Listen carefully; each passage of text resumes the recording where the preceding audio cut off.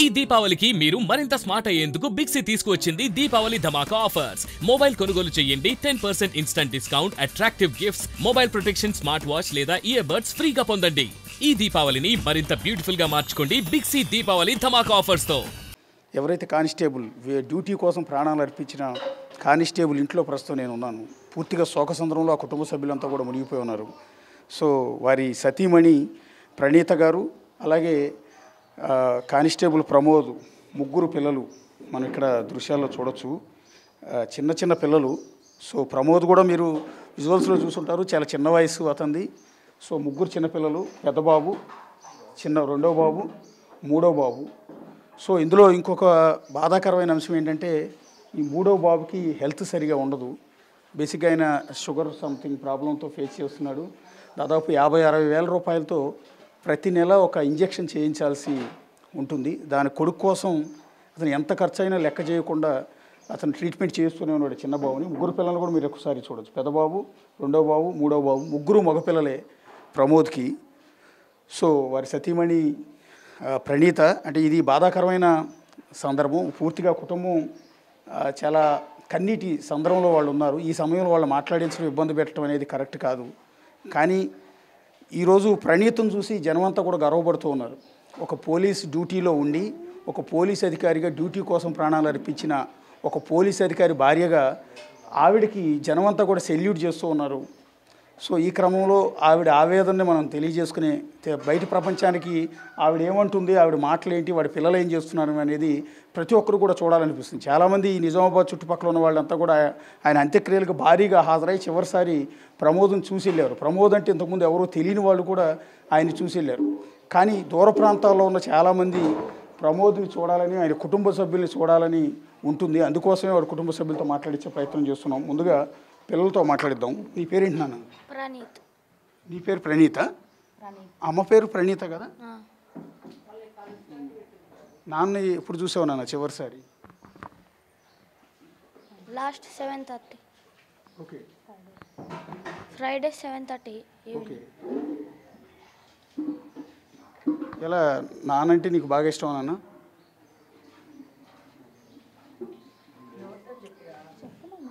ఇష్టమే. నేను స్కూల్కి డాడీ దింపుతూ ఉంటారా రెగ్యులర్గా? నీకు డాడీ నీకు భోజనం అన్నం తినిపించేవాడా రెగ్యులర్గా? తినిపిస్తాం. అందరం కలిసి తింటాం కూర్చొని. అయితే మా డాడీ తినిపిస్తాం. బాగా కబుర్లు చెప్పేవాడు డాడీ నిన్ను? రేపు నువ్వు పెద్ద అయిన తర్వాత కూడా నువ్వు కూడా పోలీసు అవుతావా? ఏమవుతావు నాన్న మరి? నీ పేరేంటి నాన్న? ప్రమీత్. ప్రమీత్. నీ పేరు ప్రణీత్, నీ పేరు ప్రమీత్. ఓకే. నువ్వేం చదువుతున్నావు? 6th class.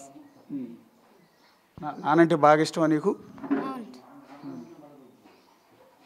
నాన్న చివరిసారి ఎప్పుడు చూసావు నాన్న? ఎప్పుడు మాట్లాడేవాడు నాన్నతో? ఎప్పుడు ఆడుకున్నావు? ఫ్రైడే 7:25.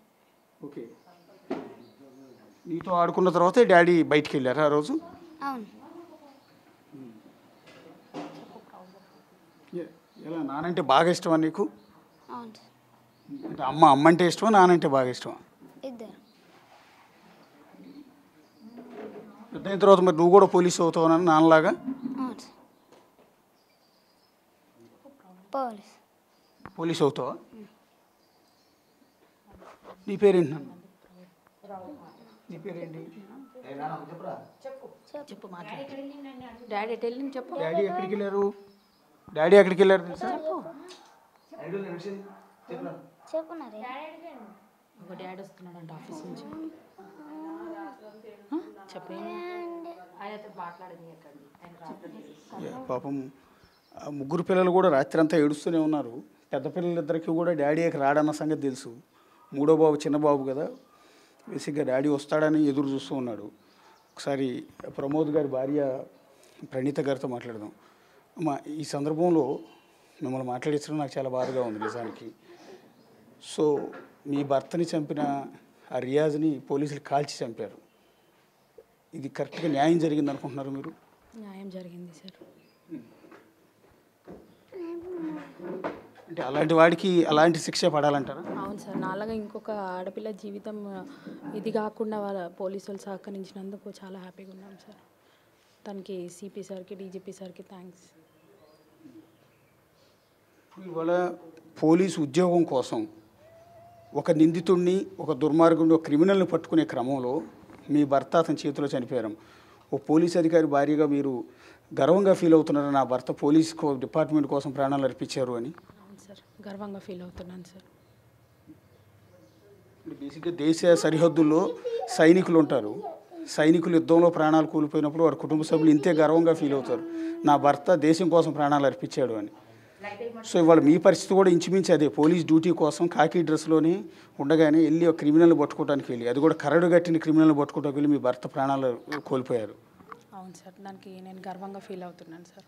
ఆయన ఎప్పుడు డ్యూటీ కోసమే మాకు చాలా చెప్తుండే. ఫస్ట్ డ్యూటీ తర్వాతనే నేను ఫ్యామిలీకి ఇంపార్టెన్స్ ఇస్తా అన్నట్టు, దానికి చాలా గర్వపడుతున్నాం సార్. మీరు ఈ ఇంట్లో కోడలుగా అడుగు పెట్టి ఎన్నేళ్ళు అయిందమ్మా? సుమారుగా 17 years అవుతుంది సార్. 17 ఏళ్ళు అయింది. 17 ఏళ్ళ అనుబంధం మీకు ప్రమోద్తో. ఇవాళ ప్రమోద్ లేరు. ఆ విషయాన్ని కూడా బహుశా మీరు ఇంకొన్నేళ్ల వరకు మీరు అది జీర్ణించుకోలేరు. మీ మనసులోంచి ప్రమోద్ని బయటికి పంపడం అంత ఈజీ కాదు. ఎలా ఉండేదమ్మా మీ భార్యాభర్తల అనుబంధం ప్రమోద్ గారితో మీకు? చాలా ప్రేమగా ఉంటాం సార్ మేము. ఆయన వచ్చే వరకు నేను నా పిల్లలు అసలు తినము. నేను అసలు కాల్ చేస్తూనే ఉంటా. ఎక్కడికి వెళ్ళినా బయటకు వెళ్ళినా కాల్ చేస్తూ ఉంటా, ఎన్ని గంటలకు వస్తావా, ఎప్పుడు వస్తావా.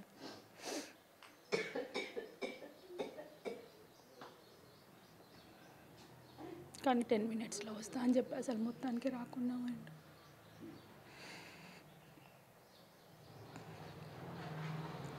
అప్పుడు కూడా తిందామనే వెయిట్ చేసినాం, కానీ నేను 10 minutesలో వచ్చిన తర్వాతనే తిందాం, నువ్వు వెయిట్ చేయి, వచ్చిన తర్వాత తిందామంటే వెయిట్ చేసినాం. అంతే సార్, మళ్ళీ రాలేదు ఇంకా. వెళ్ళేటప్పుడు మీకు ఏమైనా చెప్పారమ్మా? అంటే నేను పలానా ఫోన్ వచ్చింది, నాకు పలానా వాడిని పట్టుకోవటానికి వెళ్తున్నాను కానీ ఏమన్నా చెప్పారా? అయితే సార్ సిసిఎస్ నుంచి కాల్ వచ్చింది, నేను ఒక 10 minutesలో వచ్చేస్తా అని చెప్పేసి వెళ్ళారు అంతే, ఇంకేం చెప్పలేదు సార్. అంటే మీ మేనల్ని కూడా బండి మీద ఎక్కించుకుని వెళ్ళారంట కదా ఆ సమయంలో? అంటే తోడు కోసం తీసుకెళ్లారా? లేదు, అంటే బైక్ కొద్దిగా ప్రాబ్లం ఇచ్చింది, నా బైక్ ట్రబుల్ ఇచ్చింది అనేసి బైక్ మీద అక్కడ డ్రాప్ చేయమని వెళ్ళింది. ఇంకా అక్కడికి వెళ్ళినాక ఏమైందో మాకు తెలియదు.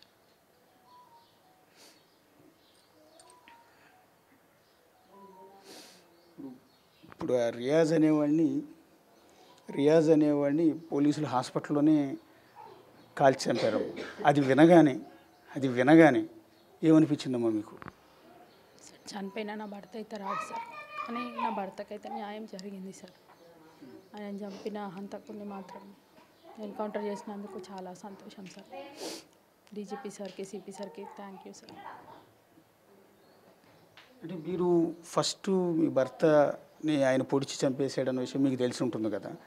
తెలుసున్నప్పుడు అలాంటి ఈడియట్ని, అలాంటి క్రిమినల్ని మీకు చెప్పుతో కొట్టాలనిపించలే మొట్టమొదట వీళ్ళు చంపకముందు? కొట్టాలనిపించింది సార్,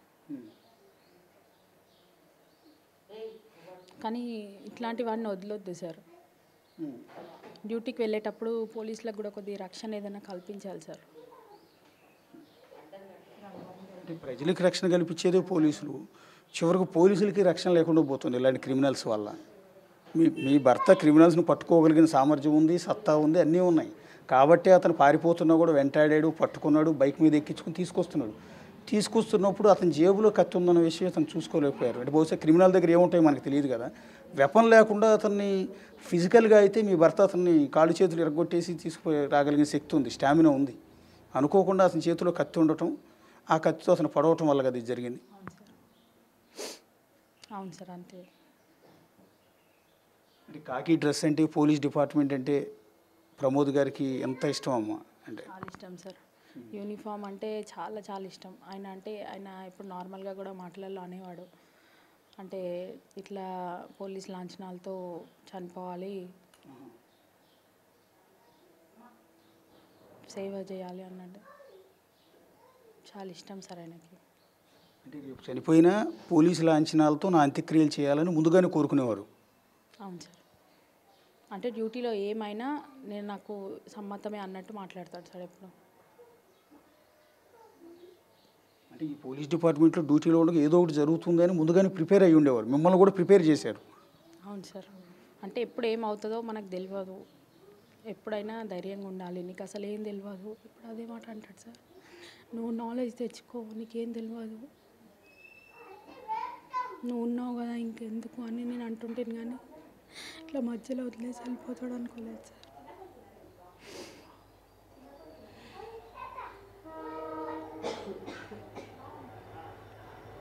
ఇప్పుడు మీ చిన్నబాబు ఉన్నారు కదండి, చిన్నబాబుకి ఏదో హెల్త్ ప్రాబ్లం, నెల నెల చాలా ఖర్చు పెట్టి ఇంజక్షన్ అవి చేయించేవారు అని చెప్తున్నారు. ఏంటమ్మా ప్రాబ్లం? అది అతనికి హైపోగ్లైసిమియా ఉంది సార్, అంటే లో షుగర్ వల్ల ఫిట్స్ వస్తుంది. ఆ ఫిట్స్కి మనం అంటే డైరెక్ట్ ఐసీయూలో పెట్టి ఇంజెక్షన్స్ ఇవ్వాల్సి వస్తుంది సార్. దానికి 50,000 to 60,000 అంటే అప్పుడప్పుడు 1,00,000 వరకు కూడా అవుతుంది సార్.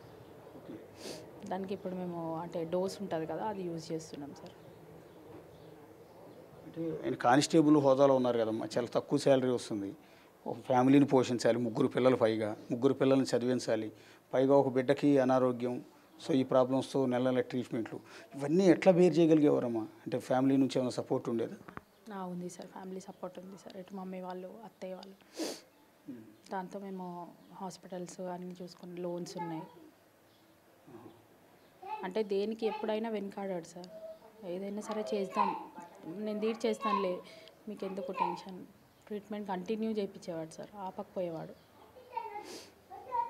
3 బిడ్డలంటే బాగా ఇష్టమమ్మా? 3 మగపిల్లలే ఉన్నారు. చాలా ఇష్టం సార్, చాలా ఇష్టం.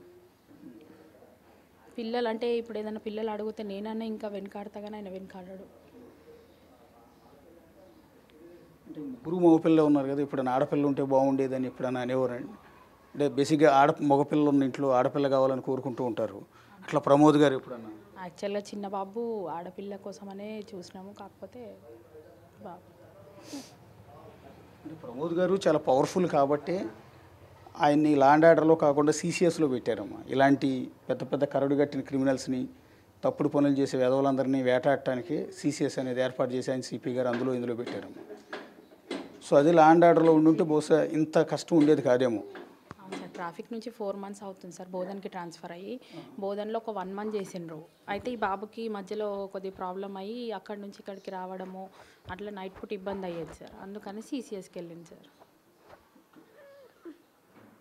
అంటే పోలీస్ డిపార్ట్మెంట్లో నాకు ఫలానా వాళ్ళు బాగా ఇష్టమను, ఫలానా ఇన్స్పిరేషన్ అను అని ఎవరి గురించి అన్న చెప్పేవారమ్మా? పోలీస్ డిపార్ట్మెంటు మిమ్మల్ని ఇమీడియట్గా డీజీపీ గారు రియాక్ట్ అయ్యారు, శివధర్ రెడ్డి గారు, అలాగే ఐజీ గారు రియాక్ట్ అయ్యారు, ఇతర పోలీస్ అధికారులు, సీఎం రేవంత్ రెడ్డి గారు మొత్తం రియాక్ట్ అయ్యారు. మీకు అన్ని విధాలు అండాదండాగా ఉంటున్నారు. సో మీకు భూమి ఇస్తామన్నారు, ₹1 కోటి పరిహారం ఇస్తామన్నారు, ఇతర కొన్ని బెనిఫిట్స్ కూడా ఇస్తామంటున్నారు, ఉద్యోగం కూడా ఇస్తామంటున్నారు. ఏమన్నా మీకు డీజీపీ గారు కానీ రేవంత్ రెడ్డి గారు కానీ ఏమన్నా ధన్యవాదాలు చెప్తారా? అవును సార్, ధన్యవాదాలు చెప్తాం సార్, మా కుటుంబాన్ని ఆదుకున్నందుకు తెలంగాణ గవర్నమెంట్కి, డీజీపీ సార్కి, సిపి సార్కి, సీఎం సార్కి. అంటే ఇంకేమన్నా మీకేమన్నా పలానా చేస్తే బాగుంటుందని ఏమన్నా కోరుకుంటున్నారా? ఏం లేదు సార్.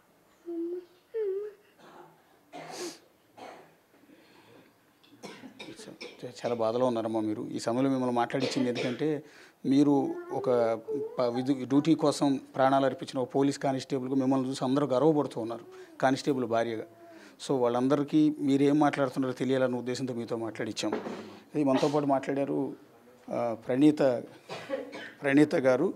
సో ఆవిడ చనిపోయిన కానిస్టేబుల్కి భార్య. సో 3 పిల్లలతో నెక్స్ట్ కుటుంబాన్ని లీడ్ చేయాల్సి ఉంటుంది ఆమె. సో మనకి ఎదురుగా కనిపిస్తున్న 3 పిల్లల్ని ఆవిడే పోషించాల్సి ఉంటుంది. సో ఇప్పుడు తెలంగాణ ప్రభుత్వం అండగా నిలిచే ప్రయత్నం చేస్తుంది. అవి ఇమ్మీడియట్గా ఇచ్చే సహాయం, ప్రభుత్వం నుంచి చేయాల్సిన సహాయం కావచ్చు, ఉద్యోగం కావచ్చు, భూమి కావచ్చు, పరిహారం కావచ్చు, ఇవన్నీ కూడా సాధ్యమైనంత తొందరగా ఇప్పిస్తే ఆ కుటుంబానికి మరింత అండగా నిలిచిన వాళ్ళు అవుతారు ఖచ్చితంగా. ఎందుకంటే ఈ సమయంలో ఆ కుటుంబాన్ని అండగా నిలవాల్సిన బాధ్యత ఎంటైర్ సొసైటీ మీద ఉంది, పోలీస్ డిపార్ట్మెంట్ ముందు ఉంది, ప్రభుత్వం మీద ఉంది. ఒక మహిళ 3 పిల్లల్ని లీడ్ చేయటం అంటే ఎంత కష్టమో మనం ఒకసారి అర్థం చేసుకోవచ్చు. బహుశా ఆవిడ కూడా జాబు చేసే పరిస్థితిలో కూడా లేరు. రెండోది ఏంటంటే పూర్తిగా middle class family. So entire చాలా మిడిల్ క్లాస్ ఫ్యామిలీ. సో ఇల్లు చూసినా, వాళ్ళ పొజిషన్ చూసినా కూడా చాలా స్పష్టంగా మనందరికీ కూడా అర్థమవుతుంది.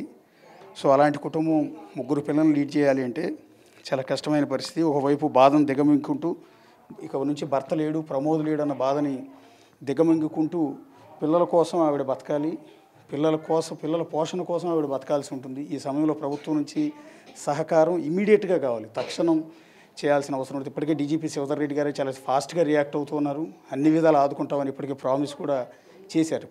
ఎంటైర్ పోలీస్ డిపార్ట్మెంట్ కూడా ఇటు అండగా ఉంది. ప్రస్తుతం ప్రమోద్ తల్లిగారు, అమ్మ మీరు మీ అబ్బాయి గారమ్మా?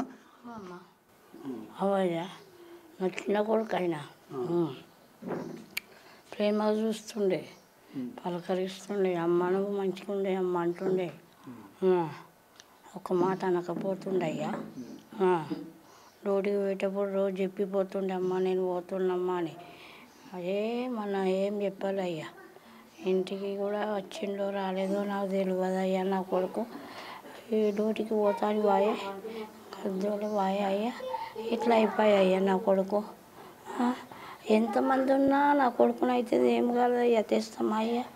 నా కడుపు కోత ఎవరు భరిస్తారు బిడ్డ. ఎంత అన్న ఆడినా నా కొడుకు అమ్మ అని పిలుస్తుండే బిడ్డ.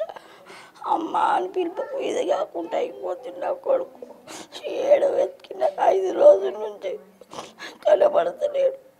అయ్యమ్మ అటు మీదకి వెళ్ళి చూస్తున్నా, పెంచేదానికి ఇటు చూస్తున్నా, కనబడతలేడు అయ్యా 5 రోజులు.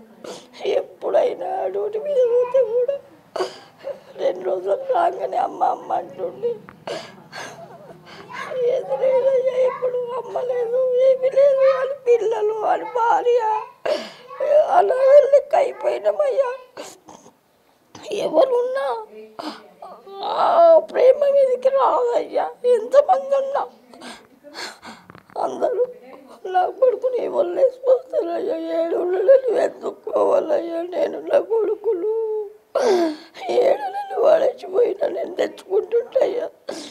తెచ్చుకొని నేను చదువుకుంటుంటయ్యా నా కొడుకులు.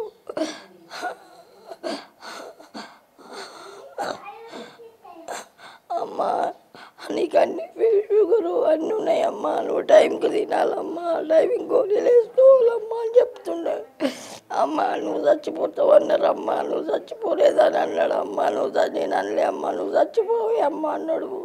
అందరూ చచ్చిపోతుంది అన్న కానీ ఆయన మాత్రం చచ్చిపోదు, మా అమ్మ బతుకుతుంది అన్నాడు. అటు తీసుకుపోయినరు అయ్యా, యశోదలు తీసుకుపోయినరు, అన్నీ చూపెట్టిండ్రు. పెద్దోడు చిన్నోడు తీసుకుపోయి అన్నీ చూపెట్టిర్రు.